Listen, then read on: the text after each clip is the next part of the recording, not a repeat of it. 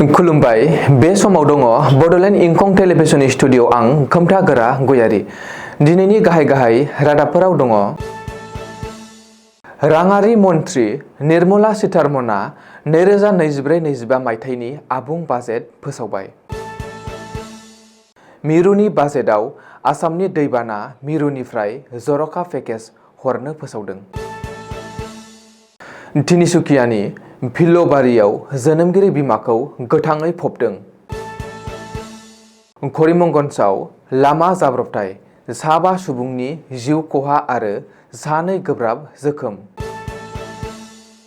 बरपेटा रडनि मुंदांखा खन्थाइगिरि आरो खौरांगिरि समीर चक्रवर्तीनो दुवार साहित्य रत्न बान्था 2024 खौ होदों।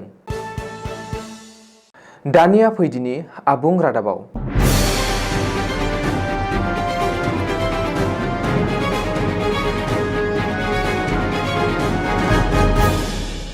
2024-25 मायथाइनि आबुं बाजेटखौ मिरुनि राङारि मन्थ्रि निर्मला सीतारमणआ दिनै दाखिल खालामबाय। बेयो मदि 3.0 सोरखारनि गिबि आबुं बाजेट आरो निर्मला सीतारमणनि लान्थ्रि 7थि आबुं बाजेट। बेयो निर्मला सीतारमणनि मोनसे जारिमिन। बेनि सिगां बारग' गाहाय मन्थ्रि मरारजी देसाईआ राङारि मन्थ्रि महरै लान्थ्रियै 6 खेब बाजेट फोसावदोंमोन। नाथाय निर्मला सीतारमणआ दिनै बे रेकर्डखौ सिफायबाय। मख'नो गोनांदि 2024-25 नि बाजेटआव लाइमोनफोर, आइजोफोर, आबादारिफोर, निखावरि आरो गेजेर थाखोनि थिसनथाइ, दारिमिन बायदि बिथिंनि सायाव जर'खायै नोजोर होदों। निर्मला सीतारमणनि बाजेटआव मोन 15 गेदेर आरो नोजोराव नांनाय फोसावनाया जादों। आइजोफोरनि थाखाय 3 लाख कौटि रां खरसा खालामगोन।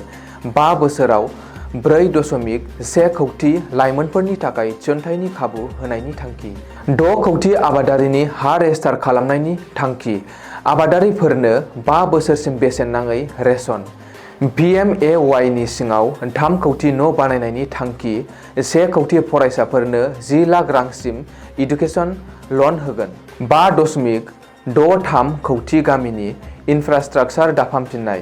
गामि जौगाखांनायनि थाखाय 2.66 लाख कौटि रांनि बाजेट। लाइमोन गोहोखौ बांहोनायनि थाखाय 2 लाख कौटि रांनि बाजेट। सा-सानजा ओनसोलनि बेंकिं खोन्दोखौ फैबाय थानाय 5 बोसोराव बांसिनै नोजोर होनायनि बाथ्रा।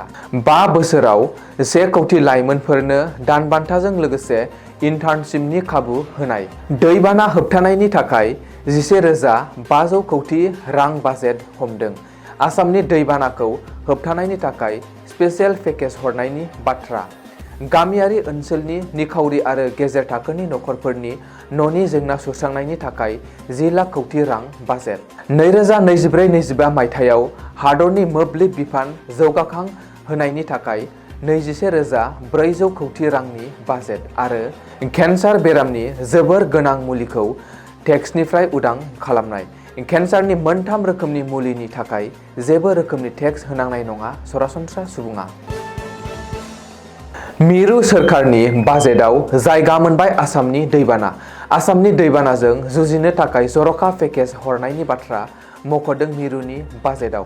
मख'नो गोनांदि राङारि मन्थ्रि निर्मला सीतारमणआ दिनै 2024-25 मायथाइनि मिरुनि आबुं बाजेटखौ सदनाव दाखिल खालामदों आरो आसामाव बोसोरफ्रोमबो गिख्रंथाव दैबाना लोमसावो।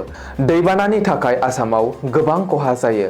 बै खहा जानायनि हारखौ होबथानो मिरु सोरखारा जर'खा राहा लागोन होननानै राङारि मन्थ्रिया गावनि बाजेट बिबुंथियाव फोसावनानै बुंदों। बबेखानि आसामाव दैबाना जाहोग्रा बांसिन दैमानि खर'आ गुबुन हादोरफोराव दङ। अब्लाबो मिरु सोरखारा बेफोरनि सायाव गोख्रों नोजोर लाखिगोन होननानै राङारि मन्थ्रि निर्मला सीतारमणआ गावनि बाजेट बिबुंथियाव बुंदों। मख'नो गोनांदि भारत हादरनाङै दैबानानि थासारिजों जुजिनो थाखाय 2024-25 मायथाइनि बाजेटआव गासै 11,500 कौटि रां फोसावदों आरो बे रांजों दैबानायाव खहा जानाय हादरनि गुबुन गुबुन रायजोनि थाखाय जर'खा बिथांखिफोर लागोन होननानैबो राङारि मन्थ्रिया सदनाव रोखायै फोसावदों। तिनिसुकिया जिल्लानि भिल्लबारियाव मोनसे सोमोनांथाव जाथाय। जोनोमगिरि बिमाखौ हाखर जावना गोथाङै फबदों अन्थाइ बिखा फिसाज्लाया। भिल'बारि साहा बागाननि 1 नं लाइनआव जादों बे जाथाया। मिथिनो हानाय बायदिब्ला गाब्रिएल लाक्रा मुंनि सासे दुथाङा गावनि जोनोमगिरि बिमा बुट्टुनि लाक्राखौ न'नि उनथिं हाखर जावनानै गोथाङै फबना दोनदों। बे जाथायनि बागै खौरां मोननाय लोगो लोगो जायगानि सुबुंफोरा पुलिसनो खौरां हरो आरो पुलिसआ जाथायसालियाव थांनानै आइजोखौ हाखर सिंनिफ्राय बुरखांहोयो। जायगानि सुबुंफोरा फोरमायथिनाय बायदिब्ला हाखर सिंनिफ्राय बुरखांनाय समाव आइजोआ हां थिफुं थिफुं लागासिनो दंमोन, नाथाय उननि समाव आइजोआ थैनायखौ गोबानानै लायो। रिपर्ट बायदिब्ला आइजोआ थांनाय 8-10 बोसोरनिफ्रायनो पेरालाइसिस जानानै दंमोन। गोलाव समनिफ्रायनो बेमारि बिमाखौ जोथोन लाबोदोंमोन फिसाज्लायानो, नाथाय मैया हरखाब मा जाया गावनि जोनोमगिरि बिमाखौ गोथाङै हाखर जावनानै फबना दोनो फिसाज्लाया। बबेखानि बे जाथायनि दायनिगिरि फिसाज्ला गाब्रिएल लाक्राखौ पुलिसआ एरेस्ट खालामदों होननानै सुलुङाव फोरमायदों। करिमगन्ज जिल्लानि आसाम त्रिपुरा फोनांजाबनाय 8 नं राजा लामायाव गिख्रंथाव लामा जाब्रबथाय जादों। बे गिख्रंथाव लामा जाब्रबथायाव 7 सुबुङा जाथायसालियावनो जिउ गोमायो। बेनि अनगायैबो 2 सुबुङा गोब्राब जखम जायो। करिमगन्ज जिल्लानि नीलाम बाजार पुलिस थानानि बेन्दोंआव थानाय बेराजालाव गंसे अट' रिक्सा आरो हुन्डाइ भेनु कारनि गेजेराव जादों बे गिख्रंथाव लामा जाब्रबथाया। रिपर्ट बायदिब्ला AS10BC 2061 नम्बरनि अट' रिक्सा आरो AS11S 8323 नम्बरनि भेनु कारा मोगा-मोगि सौग्रावलायो।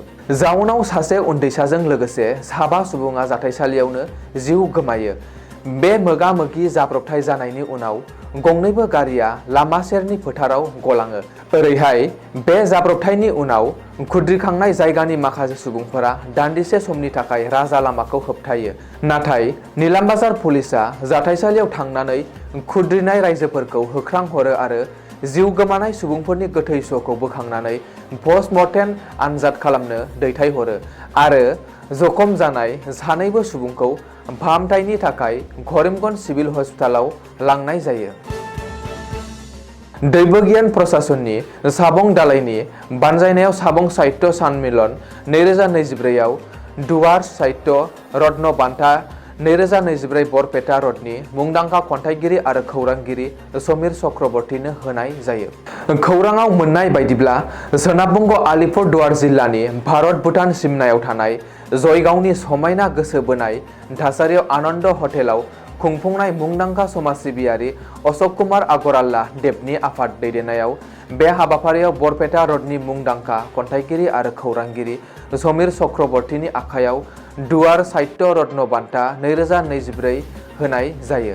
जयगावनि GP2नि गाहाय मन्जु खातुन आरो दिबिगियान प्रशासननि नेहाथारि सुपना राय, मुंदांखा समाज सिबियारि अशोक कुमार आगरवाला देबआ गोजा फिथा हास'नानै बेखेवनायनि बे हाबाफारिनि थांखि बेखेवो। हाबाफारिनि लिंथुमगिरि कबिरुल इस्लाम लोगोसे बेखेवनाय मेथाइ दिन्थिफुङो डक्टर देबब्रत दत्तआ। बे बान्थायाव दंमोन उत्तरीय, बिबार मुथा, ममेन्ट' आरो सार्टिफिकेट। दिबगियान प्रशासननि फारसेनिफ्राय बोसोरफ्रोमबो साहित्य, खन्थाइ आवरायनाय, हारिमु, सुबुं हारिमु आरो समाज सिबिनाय बायदि बायदि गुबुन गुबुन बिथिङाव बिहोमा होबोनाय मुंदांखा सुबुंफोरा बे दुवार साहित्य रत्न बान्था 2024 आरो सपा देबी आगरवाला श्रीमती बान्था होयो बे गौथुमा। दिनैनि रादाबा एसेनोसै, गोजोन्थों।